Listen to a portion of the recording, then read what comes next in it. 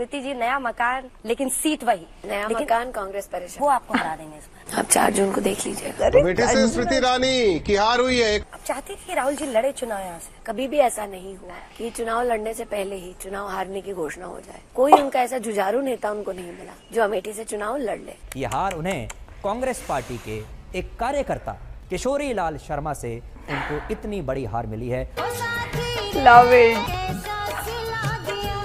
चक्कर आ गए। स्मृति ईरानी जी का बंगला छीनने पर अंजना ओम कश्यप जी की खिल्ली तो जरा देख लें। हे हाय हेलो नमस्ते जी, सत श्री अकाल, अस्सलाम वालेकुम। मैं निधि शर्मा इंडिया से।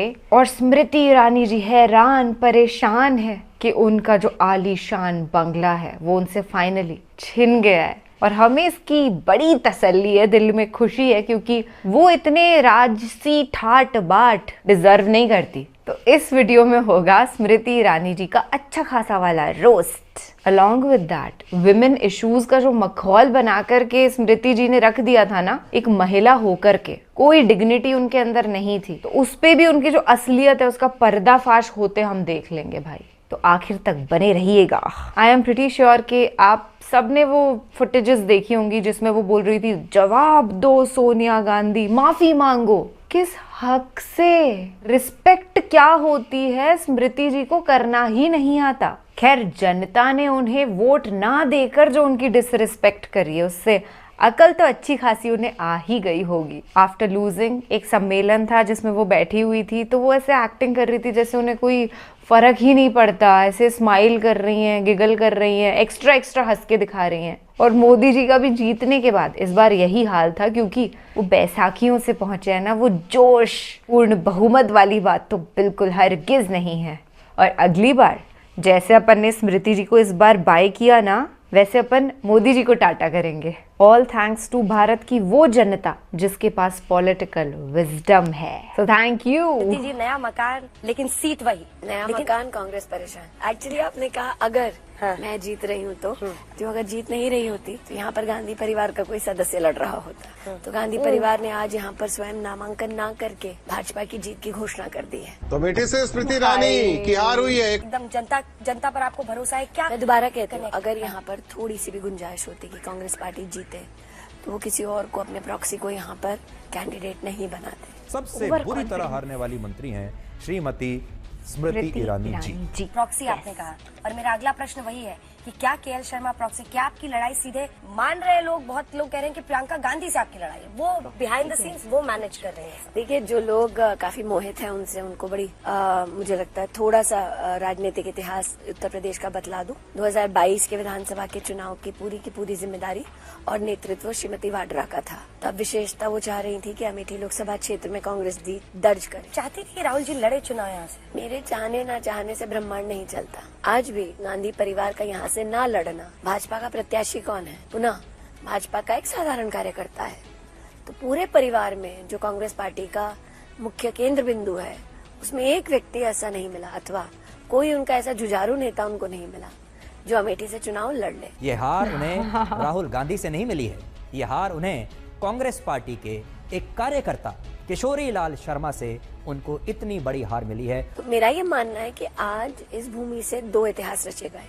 एक, कभी भी ऐसा नहीं हुआ कि चुनाव लड़ने से पहले ही चुनाव हारने की घोषणा हो जाए। अरे भाई, जमीन चुनाव हारने की घोषणा है। बिल्कुल, जैसे कि मैंने कहा, जीत की अगर थोड़ी सी भी गुंजाइश होती तो वे सीट नहीं छोड़ते। कि इन नेताओं को ये भी समझना चाहिए कि सत्ता स्थायी नहीं होती, इसलिए इन नेताओं को अपनी विनम्रता कभी भी नहीं छोड़नी चाहिए। 400 अभी भी व्यवहारिक लग रहा है। लोग कह रहे हैं फर्स्ट और सेकंड फेज में वोटर में उदासीनता है, वो कोई लहर नहीं है। मैं बताऊं मोदी मैजिक क्या है। जीतने के लिए 272 ही चाहिए। इन सबका फोकस 400 पे है। क्यों? क्योंकि नरेंद्र मोदी ने वो लकीर खींची है। कुछ भी सही में मजा आया।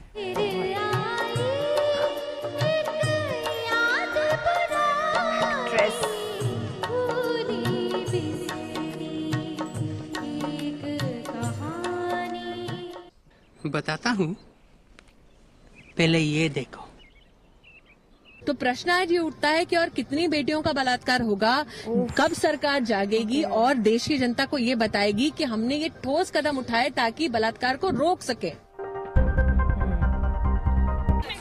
आवाज उठाने वाले महिला मोर्चा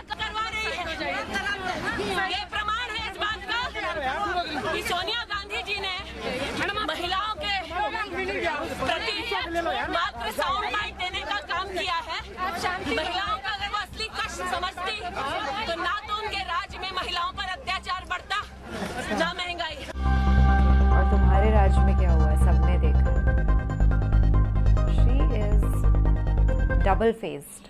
महिला सम्मान, महिला सुरक्षा के विषय को कम्युनल सब्जेक्ट से जोड़ना, राजनीति करने का इससे बड़ा दुस्साहस महिला के नाम पर इस सदन ने शायद ही कभी देखा होगा। कोई इनसे सीखे। पावर में आने के बाद उनके रंग ही बदल गए थे। मैं ये भी कहना चाहूंगी कि कुछ लोग हैं कि इसका राजनीतिकरण करना चाहते हैं। वो राजनीतिकरण अपेक्षित भी है, क्योंकि सत्ता की गलियारों में सत्ता हथियाने के लिए इस प्रकार के कई प्रयोग, इस प्रकार के कई चलन राजनीति में प्रचलित हैं।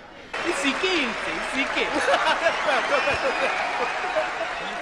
ये वही स्मृति जी हैं जिन्होंने निर्भया के मामले में सड़कों पर धक्के खाए थे, सियासी हमले बोले थे और अब खामोश हैं। अबे हमें क्यों दिखा रहा है सब? महिलाओं के लिए सबसे खतरनाक देश कौन सा है?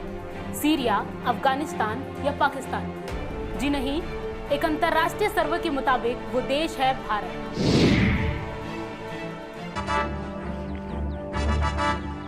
सर्वे के मुताबिक भारत की सांस्कृतिक परंपराओं के चलते महिलाओं के हालात नाजुक हैं। मानव तस्करी, महिलाओं को सेक्स धंधों में धकेलने के लिहाज से भारत अव्वल है। इसके अलावा एसिड अटैक, खतना, बाल विवाह, मैरिटल रेप को भी रिपोर्ट का आधार बनाया गया है। इस सर्वे में भारत पड़ोसी मुल्कों अफगानिस्तान, पाकिस्तान से भी आगे है।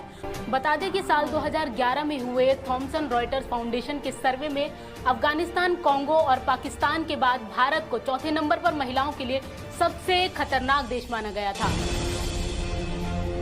लेकिन इस लिस्ट में भारत अब पहले नंबर पे है, जो देश के लिए चिंता का विषय है। क्या बात को जवाब को देगो? बात को जवाब को देगो। बात को जवाब स्मृति ईरानी जी, जो कि सड़कों पे धक्के खा चुकी हैं नेता बनने के लिए, नेता बनने के बाद तो बिल्कुल नहीं देंगी। और जो सत्ता पक्ष जिससे ये सवाल पूछा जाना चाहिए, बीजेपी, वो तो बिल्कुल ऐसे साइड में खड़े हो जाएंगे कि अरे हमें आंसर देना है। नहीं भैया, हमारे पास कोई जवाब नहीं है, आप विपक्ष से पूछ लीजिए, क्योंकि लॉजिकल बातें तो सिर्फ वही कर पाते हैं। मोदी जी तो सिर्फ सुपरस्टिशियस बातें कर सकते हैं कि जैसे भैंस चुरा लेंगे, सोना चुरा लेंगे, जमीन चुरा लेंगे। मैं एक वेजिटेरियन हूँ, पर इतना मैं जानती हूँ कि जो इंसान बचपन से नॉनवेज खा रहा है वो किसी दूसरे को चिढ़ाने के लिए नहीं खा रहा है। पर मोदी जी तो यही बोलते हैं कि इस्लाम धर्म को फॉलो करने वाले जो इंसान है वो सावन के वक्त में नॉन वेजिटेरियन खा करके हिंदू को चिढ़ाना चाहते हैं। ऐसी बातें इन्होंने करी है ना, जिससे देश के जो बड़ी दो कम्युनिटीज हैं वो आपस में लड़ भिड़े। और ये रायट्स हुए भी हैं, हम सब ने देखे। नॉर्थ ईस्ट दिल्ली में हुआ, हल्द्वानी में हुआ, और भी बहुत सारी जगहों पर हुआ। लोग भी मारे गए, पर अल्टीमेटली मोदी जी को जो चाहिए था वो तो उन्हें मिल गया। ये भारतीय जुमला पार्टी जो है ना, ये है ही रोस्ट करने के लायक। आए दिन इनके रोस्ट वीडियोस हर बड़े कंटेंट क्रिएटर को रिलीज करने चाहिए, ताकि एक एंटरटेनिंग जरिए से इनकी असलियत तो लोगों के सामने आ सके। एंड थैंक गॉड सक्सेसफुली हम वो कर भी पा रहे हैं। तो आप अपना ये जो सपोर्ट है ना, इसको बरकरार रखिएगा। मैं मुझे सपोर्ट करने की बात नहीं कर रही हूँ, हर वो कंटेंट क्रिएटर, वो न्यूज़ रिपोर्टर जो असलियत हमको दिखा रहा है। जैसे इसमें देखा ना हमने, अभिसार शर्मा जी खुलासे कर रहे थे स्मृति ईरानी के, प्रज्ञा मिश्रा जी, रवीश कुमार जी, ध्रुव राठी। आपकी जैसी सोच वाले लोगों की वजह से देश का लोकतंत्र अभी तक जिंदा है। अदरवाइज 400 पार वाली बात अगर सच्ची हो जाती ना मोदी जी की, तो तानाशाही का एक ऐसा माहौल होता जो बिल्कुल बर्दाश्त नहीं होता। पर हमारे देश की जनता इमोशनल है, बेवकूफ़ नहीं। ख्याल रखिएगा अपना और अपने सभी घर वालों का। खुश रहिएगा, सच के साथ खड़े रहिएगा। सत्यमेव जयते। जय हिंद।